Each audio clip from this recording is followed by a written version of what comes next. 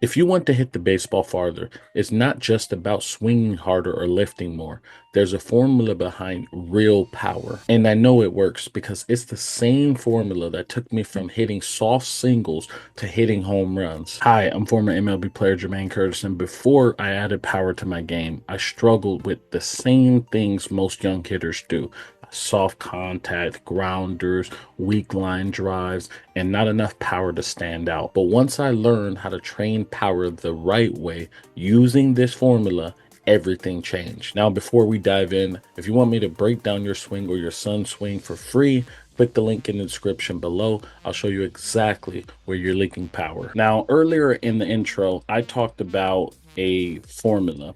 Now, I'm not going to walk you through each part of this formula, but what I want to do is I want to talk about the three power pillars, because if you execute on the three power pillars, you'll definitely start hitting the ball farther. You'll start driving the baseball for extra base hits. You might even hit your first home run, or you'll start hitting more home runs. Okay, so basically how it works is we need to increase our exit velocity. And I know you've watched so many baseball games, and you see a player blast a home run 430 feet, and you'll see the exit velocity pop up, right? And if you're a high school player, you see that when you go to a showcase, they look at your exit velocity. This number is super important to hitting the ball farther, because for 1 mile per hour increase, that equals 7 feet of distance, excuse me.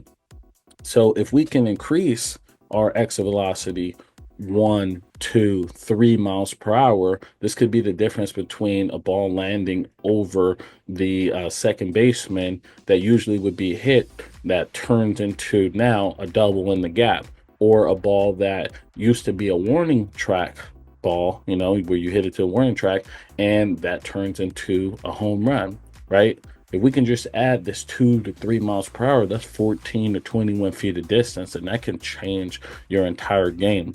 So this number is super, super important. And if we look here on the left-hand side at this swing right here, I was not optimized for exit velocity. In fact, I was optimizing for contact, and I just wanted to get on base. So I wasn't trying to drive the baseball. I was trying to just get on base and get a base hit. And you can see this swing. Look how short, and it is compact, but I was aiming low. I wanted everything to be really low so I could have a chance to get on base. And this was usually my A swing, where it was a line drive up the middle or line drive somewhere in the outfield, but it would land right in front of the outfielders and they would just catch it, or it would bounce to them and I would have my single, and that was it.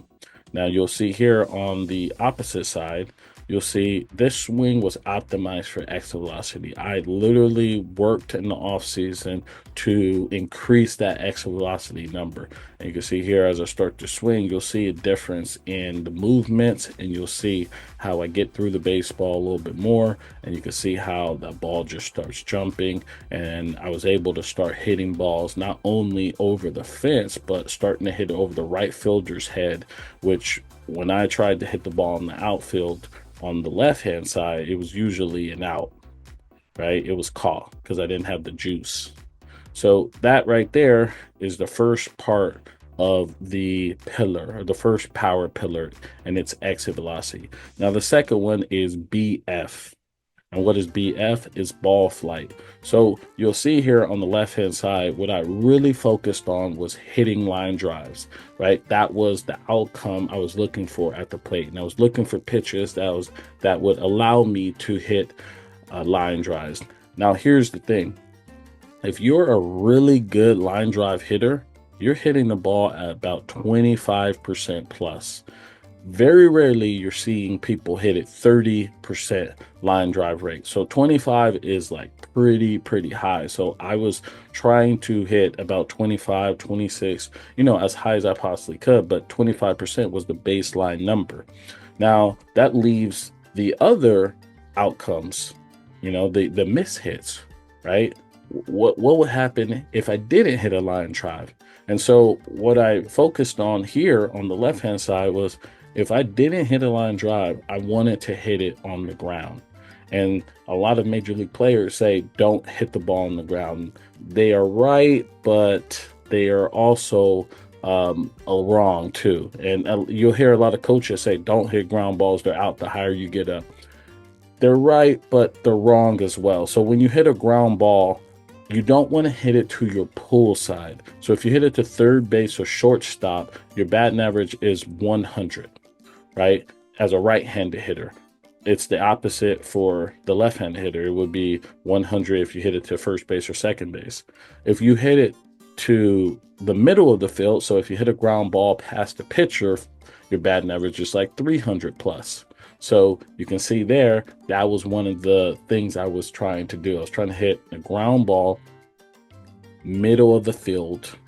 And if you hit this baseball on the ground to the right side, it would find the hole and your batting average is 400 plus. So my ball flight was low. And if I hit it, I was trying to hit it to the middle of the field, right, past the pitcher, or even deeper, hit it low on the ground to the right side, which would be first or second. And that allowed me to get on base a lot. And I was able to have a high average, but my slugging was low. But on this side, I focused on hitting more fly balls, right? On the left side, I hate it. This side, I hate it. Hate it hitting fly balls. So I kept everything low.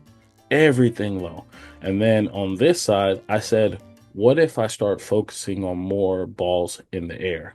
So out of 10 at bats, could I hit, 8 for, a total of line drives and fly balls together? Can I hit like 8 to 9 of those in the air? And that's what I started to focus on. And you can see here, look at it again. This is a ball that was hit in the air, and this guy threw 100 miles an hour, and I was trying to elevate this ball. And you can see I put this ball in the actual air, and with my exit velocity, this allowed it to go much, much farther. And I was able to start hitting doubles and home runs. Finally, we are on the last pillar, and that is CZ, which stands for the contact zone. So on the left-hand side here, I told you this earlier, I was optimizing my swing for contact, and I wanted to see it deep. I wanted to hit line drives up the middle, and if I hit it, it was on the ground, and it was usually to the middle of the field or to the opposite field. And that was the reason why I had a high on base percentage, because I was finding holes with the ground balls, and my best swings were line drives. But on this side, what I focused on was trying to hit balls in the air, and I wanted to hit a middle and pull side gap. Now, I wasn't trying to hit it pull side because I didn't want to start hitting a lot of ground balls. I was focusing on the pull side gap because that's the power alley, and that allows you to increase your exit velocities because you're catching the ball out front. Now, in this video, I hit this baseball to the right side, right? But I still hit this ball out front. And I was able to elevate it and hit it for an extra base hits. And that's because I was focusing on trying to hit the ball out in front of the plate so I could increase the exit velocity and the ball flight so I could get those extra base hits. So that right there is the 3 power pillars. Just to recap, if you increase your exit velocity, it adds distance to your hits. Once you increase your exit velocity, you want to focus on ball flight. We want to hit line drives and fly balls. And then we want to focus on our contact zone, which is the middle and pull side gap, not pull. If you try to go down your line, if you're trying to hit down the line, your pull side, you'll start rolling over the baseball and hitting a lot of ground balls. We want to really look for hitting to our pull side gap. And we want to look at our ball flight. Is it backspinning? Is it carrying? If we notice that it's not carrying, then we know some things are wrong with our swing.